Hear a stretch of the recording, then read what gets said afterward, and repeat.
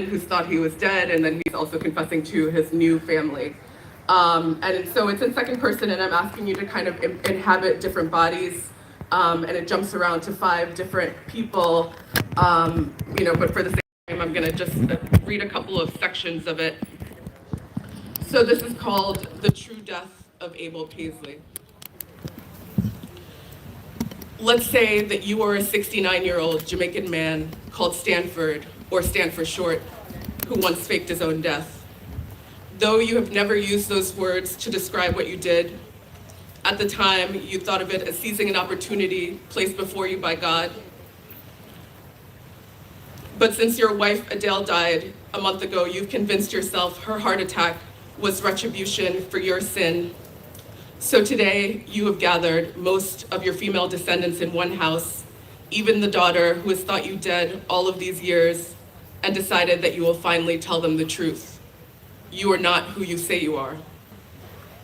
You have spent the last 20 years of your second life living in a brownstone in Harlem, running a West Indian grocery store.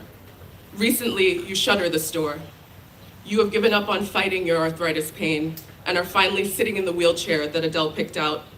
You are looking out of your parlor window, waiting for your daughter, the one who thinks you are dead, to arrive. It's been 35 years since you've seen her, so you study each woman who passes your house for reflections of yourself. You haven't bothered to shave, press your clothes, or comb your hair. You are ready to be still and rot. You imagine the death of Stanford Solomon, unlike the abrupt end of Abel Paisley, will be achingly slow.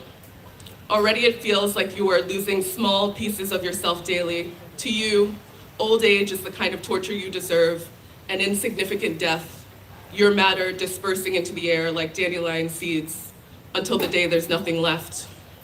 When you died the first time, you were still a young man in your 30s and had been working in England for less than a year. It wasn't easy for an immigrant, especially a Black man, to find a decent job back then. But through a boy you'd known back in primary school, Stanford, you'd gotten a room and a job on a ship. You had no idea it was just the beginning of your streak of good luck. You and Stanford were the chosen wogs they allowed to work alongside the white men. Stanford complained often about London. He hated the cold. He missed his grandmother and the tiny village where you'd both grown up back in Jamaica. You'd already escaped the countryside for Kingston, and from there, London. You felt free. That sense of freedom and joy only dampened when you thought of the family you left behind. Your first wife, Vera, wrote you long letters weekly about how you'd abandoned her and left her to become a dried-up old spinster. But you both knew perfectly well that it was her idea for you to go to England, where she thought, This is the problem with reading with iPads, they freeze on you.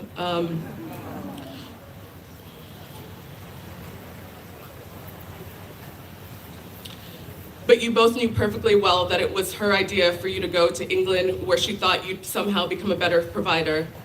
Your son Vincent was still in Vera's womb when you sailed off. Your daughter Irene, a stumbling toddler. You had barely settled in when Vera's first letter arrived with a list of things she wanted you to buy and send them. With every letter, the list grew longer, and you worried that you would never be enough.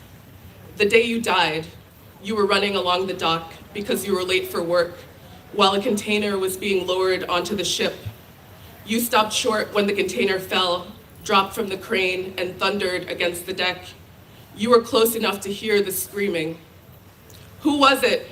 you heard someone shout. "One of the wogs," another answered. "It's Abel." For a moment, you were confused, hearing yourself pronounced dead. It was like one of those movies where the dead person's spirit stands by watching as a crowd gathers around his body. But no, you were certain it wasn't your body, so you boarded the ship. The captain approached you immediately and said, "I'm sorry, mate, no way Abel could have survived that." You almost laugh now when you think of it. The one time racism worked in your favor. The captain had gotten his wogs confused, looked you right in the eye, and mistaken you for the other Black guy. Abel was dead, crushed under the container, unrecognizable, but you, Stanford now, could turn and go home. Perhaps it's telling about your nature that you did not hesitate. You nodded and turned and walked away quickly from Abel and all of his responsibilities before any of the others had a chance to recognize you. Back in your room at the boarding house, you rifled through your roommate's things and learned what it really meant to be Stanford. You and Stanford actually did look alike, which made it a little easier to forgive the fact that all the white people had trouble telling you apart. You were the same height, the same light brown complexion, the same lanky build. You, Abel, did not arrive dressed for an English winter, so you had taken to wearing Stanford's clothes. Of course, you thought of your family, your wife, Vera. You thought about the 2 life insurance policies you'd purchased, the one she'd made you take out before you left, and the one the company made mandatory. You decided that you were worth more to her dead. Vera was beautiful. She would find a new husband, a richer one. The children were young enough to embrace a new father, and they would finally live the life Vera thought she deserved, the one she had no qualms about constantly demanding of you. Stanford had little family, no wife, no children. That was what clinched things for you. Stanford was raised by his grandmother, who was in her 70s and losing her eyesight.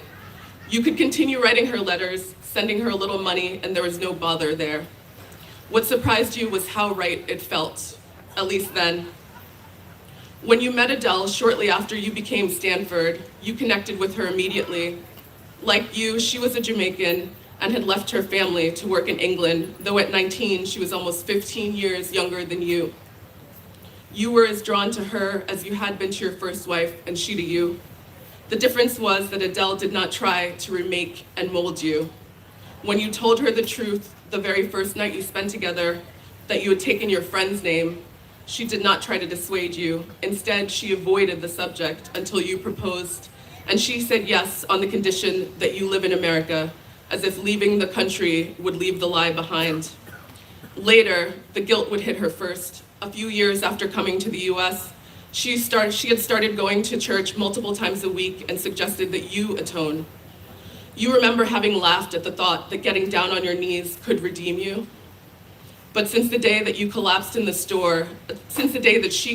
store, you've been thinking about your past. You've been thinking about that word, fake, and you decided you were right to never use it to describe what you've done. You were a thief, pure and simple. It wasn't Stanford's life you had stolen. It was his death. Where is his soul now, circling the world, looking for a grave that does not yet exist? Isn't it about time you gave him his due? Your granddaughter has taught you to use the computer to kill some of your idle time. It was easier than you thought to find your first daughter, to track her journey from Jamaica to New York. You are thinking of the grave that bears your real name and all of the people who needlessly mourned you when Irene finally arrives, the daughter who thinks you are dead. She is under the impression that she has been called to your house to care for an old man in a wheelchair. That old man is you. You didn't realize how little you've thought about her all these years until you watch her climb the stoop, and all the feeling you should have had for your firstborn suddenly rushes through you. When she enters, you see her mother, Vera's wide, obstinate mouth, her large, slightly bulbous hazel eyes, her flaring nostrils. You can sense immediately, before she even speaks, that she also has her mother's brutal tongue. You are intimidated. She has a look that says she is afraid rope one tug away from snapping, and it occurs to you to wonder if, when you tell her the truth, she will kill you. In that moment, your real death flashes in your mind. You have never had a premonition before, but now the certainty of it causes you to slump forward in your wheelchair.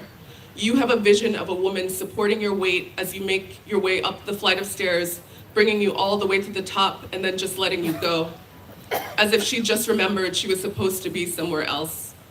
Your daughter, who moments before had introduced herself as Irene, the name you gave her, bends down and asks, "You all right, Mr. Solomon?"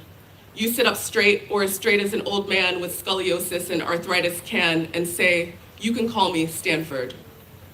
Now let's say that you are a 37-year-old home health aide named Irene, whose father faked his own death, but you don't know it yet. Today is the day he will tell you. All you know is that he died when you were very young. You have no memory of him whatsoever.